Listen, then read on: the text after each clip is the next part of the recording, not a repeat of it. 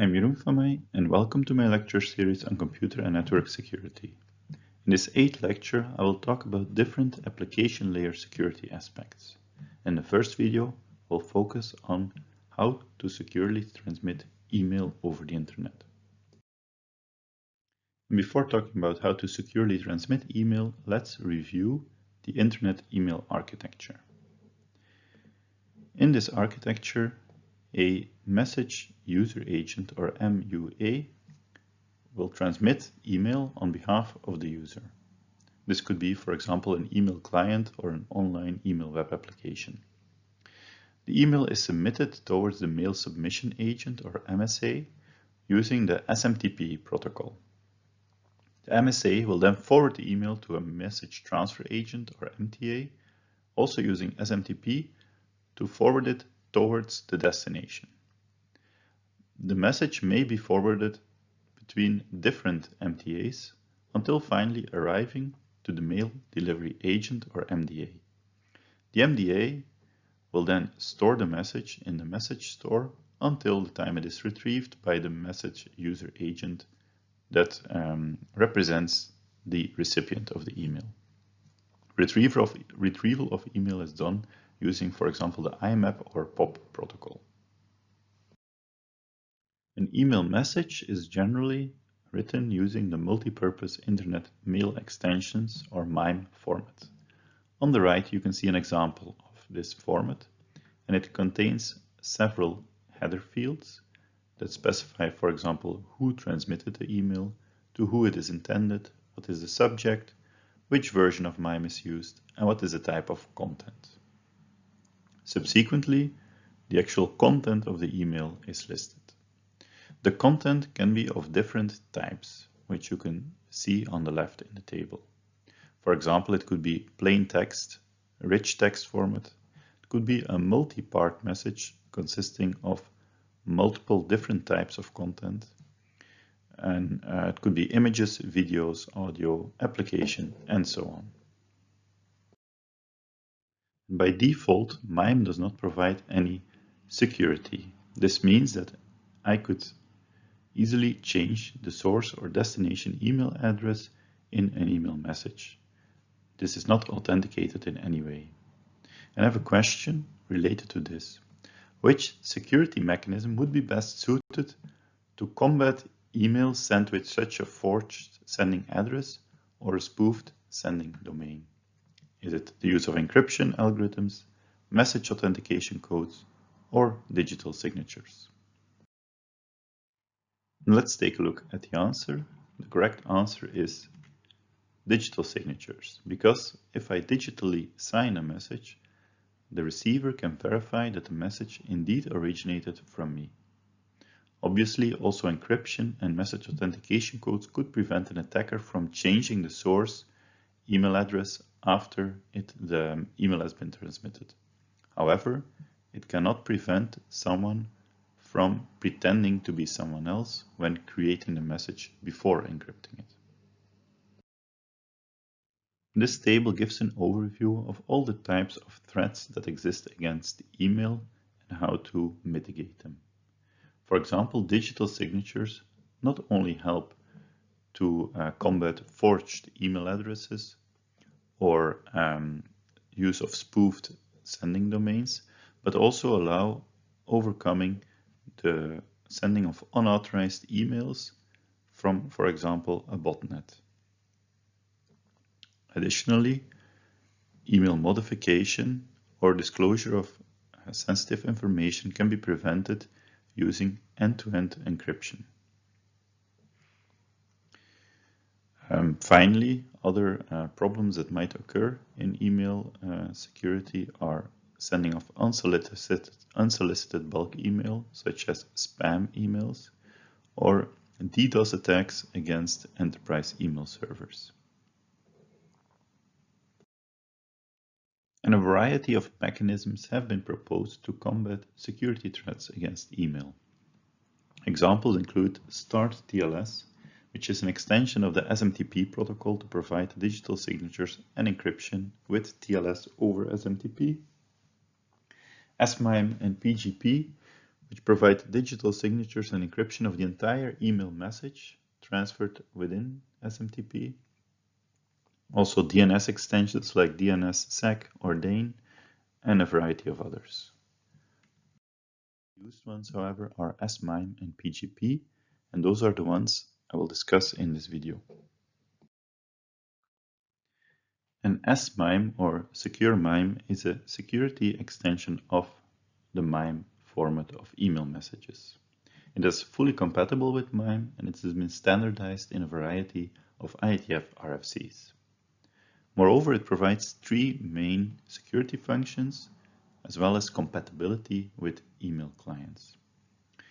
The security functions are the use of digital signatures based on RSA and SHA-256, message encryption based on AES-128 with cipher block chaining or CBC, optional compression for storage or transmission of the message, and finally it provides, like I said, compatibility with email clients by using a radix 64 conversion of the encrypted message to be converted into an ASCII string, which is what is expected from a MIME message. And let's take a look at the process of sending a message using SMIME.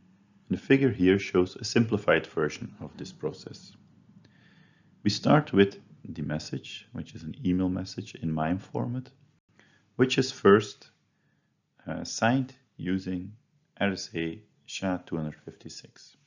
So the sender uses their own private key to create a signature of the message that is appended to it. The message, together with the signature, is then encrypted using, for example, AES-128 with cipher block chaining. This is done using a secret key that is generated by the sender.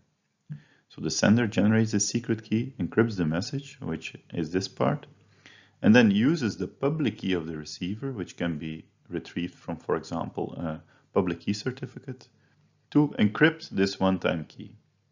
This one-time key, encrypted using public key encryption like RSA, is then prepended to the message. The receiver can use their own private key to then retrieve the one-time secret key and decrypt the message. And here you can see this decryption process. So as I said, the one-time secret key can be decrypted by the receiver by using their own private key, as the transmitter used the receiver's public key to encrypt the message using public key encryption. This one-time secret key can then be used to decrypt the message and the signature. And using signature verification, the receiver can create a new signature based on the message and the sender's public key, and then verify whether or not the two signatures are the same. An alternative to SMIME is PGP, or Pretty Good Privacy. It was first developed by Phil Zimmerman, and it provides very similar functionality as SMIME. It also provides digital signatures using DSS-SHA or RSA-SHA, message encryption using different algorithms such as CAST, IDEA, or TripleDES, compression using the zip algorithm, and compatibility with email, also using radix 64 conversion to ASCII. And here you can see how PGP provides authentication and confidentiality for the transmission of email. The process is quite similar to that used by SMIME. First, the message, which is a standard MIME message, is sent through the signature generation algorithm, and a signature is created based on the private key of the sender A. This signature is appended to the message, and subsequently the compression algorithm is optionally used to compress the message and the signature. Next, the message is encrypted with a one-time session key. That session key is appended to the encrypted message after encrypting it with the public key of the receiver B. The encrypted session key, as well as the compressed encrypted message and signature, are then transmitted, and at the receiver side they can be decrypted after the destination B retrieves the session key using its own private key. Then the message is uncompressed if needed, and the signature is validated.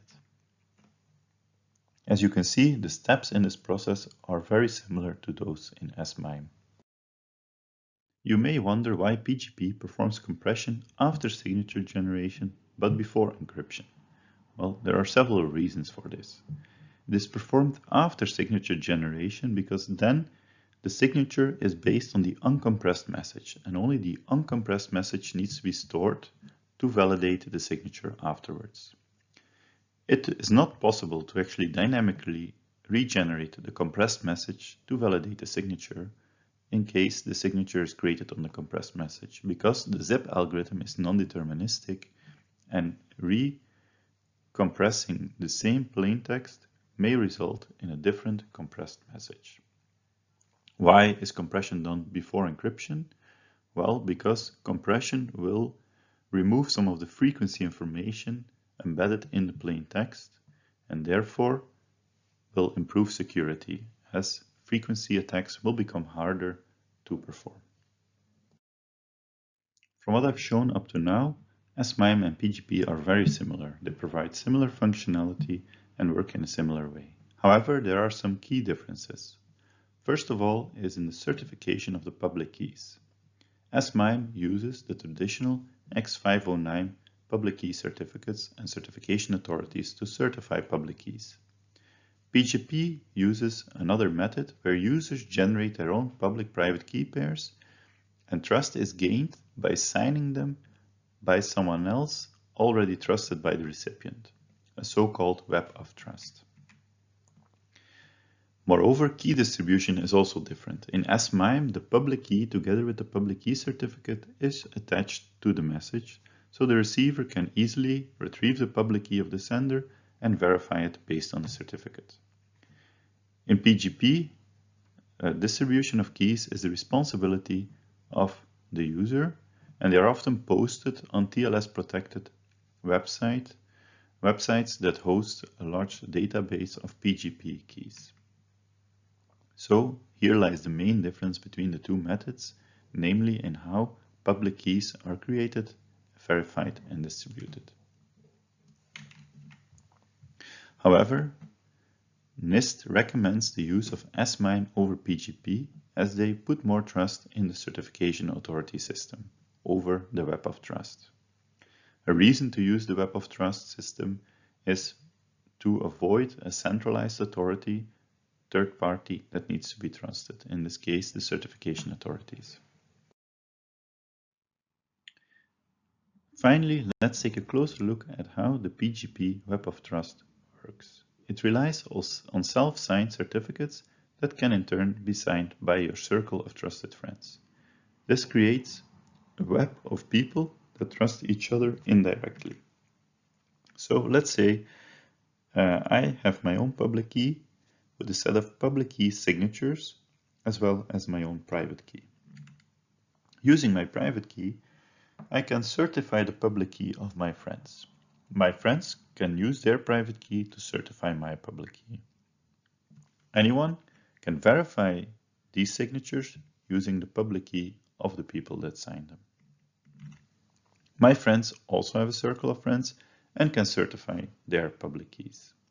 So indirectly, I not only trust the public key of my friends, but also of stranger 1 and 2 that have been trusted by my friends. People actually hold key signing parties where they sign each other's keys based on some proof of identity to create more connections within this web of trust. And that is how PGP works in contrast to the more traditional certification authority system with public key certificates. This also ends my video on email security. In the next video, I will talk about web application security.